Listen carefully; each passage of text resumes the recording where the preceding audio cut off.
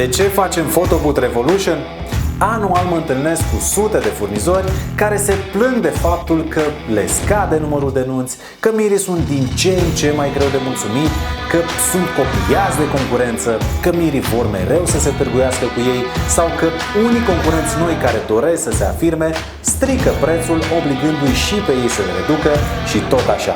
Când îi întreb care este soluția, răspunsul lor este mereu același: nu se poate face nimic. Orice ai face, lucrurile nu se vor schimba. Acest tip de preconcepție este atât de puternic inoculat în mintea lor, încât nu pot vedea nicio soluție, ci doar probleme. Ei pot găsi probleme la orice soluție, însă nicio soluție la probleme. La Photobooth Revolution vreau să-ți arăt că se poate și altfel. Se poate să ieși din lupta prețurilor. Se poate să-ți crești vânzările folosind strategii etice. Se poate să lucrezi cu miri de calitate. Și mai ales se poate să ai o afacere de succes pe care să o conduci cu plăcere. Industria anunților trece printr-o schimbare majoră și ceea ce funcționa acum câțiva ani, astăzi pur și simplu nu mai are niciun efect. Mirii nu mai reacționează la nicio formă de publicitate și dau senzația că tot ce interesează este doar prețul.